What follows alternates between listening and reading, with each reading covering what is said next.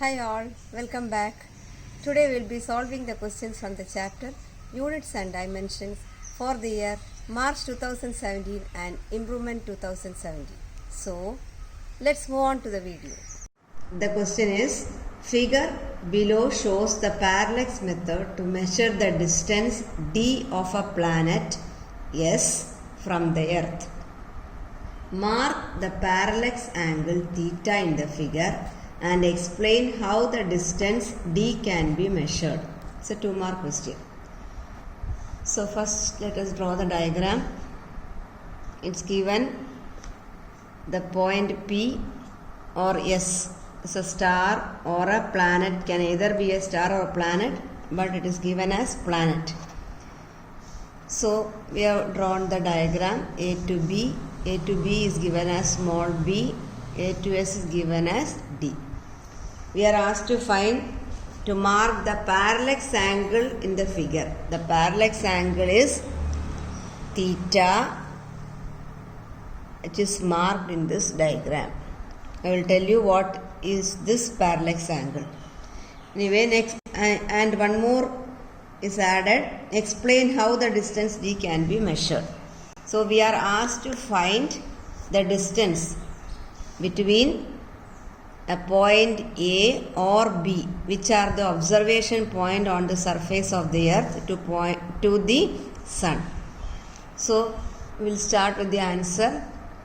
Parallax method is used to find the distance of a planet or star or sun from the earth. So you are going to find the distance of this planet from a point on the surface of the earth. We suppose that distance between the planet or sun or star from earth is going to be capital D. To measure D, the star or the planet should be observed from 2 points A and B on the earth. That is the point marked on the figure A and B. The distance between the 2 points of observation is called the base B, which we have marked in the figure. The angle between the 2 directions of observation at the 2 points is called the parallax angle or parallatic angle, which we have marked it as theta. So, to find the distance d of the planet from the earth, we stand at the 2 positions on the earth, say namely A and B, and using an astronomical telescope, we observe the sun from these 2 points, and the astronomical telescope gives us the parallatic angle. So, to find D, I am going to just recollect the things which we have learned already.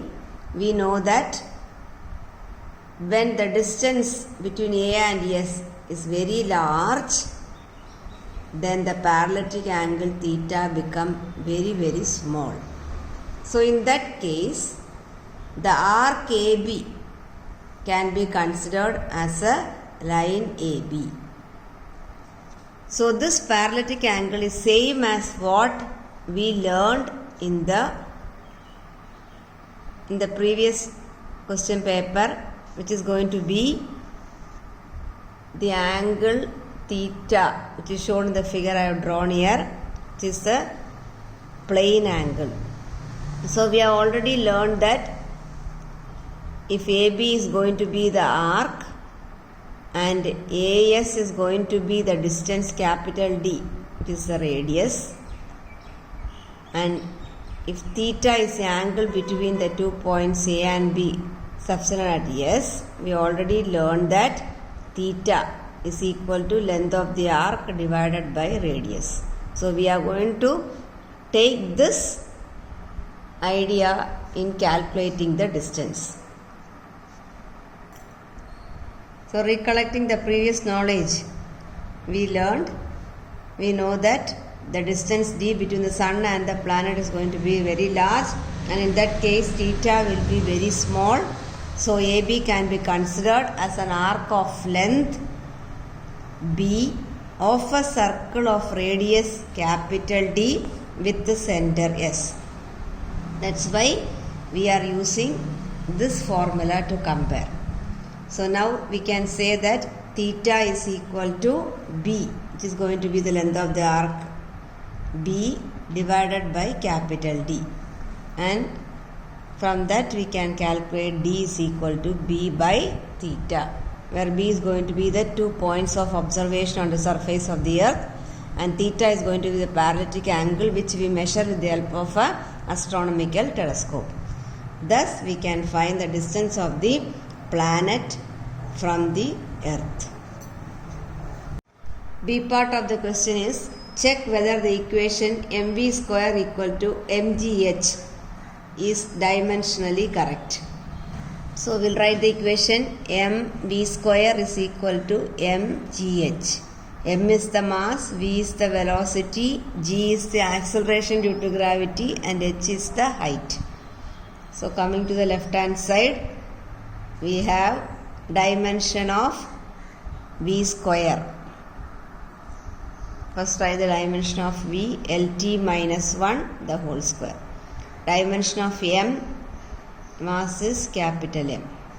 So the dimension of the term on the left hand side mv square equal to, we substitute it m into lt minus 1 the whole square. That comes out to be m l square t minus 2.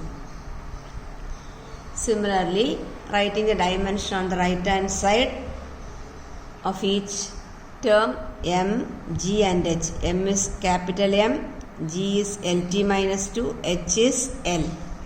So dimension of mgh is equal to m l t power to the raise minus 2 into l. So we simplify it and we get m l square, l to the power of 2 and t to the power of minus 2. So when you observe both, we can see that the dimension of the left hand side and the dimension of the right hand side are same. So we can write equation is dimensionally correct. You should use this word, dimensionally correct.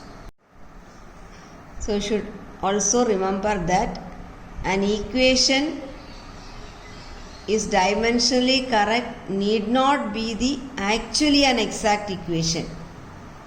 We know that equation half mv square is going to be the exact equation of kinetic energy, that is equal to mgh.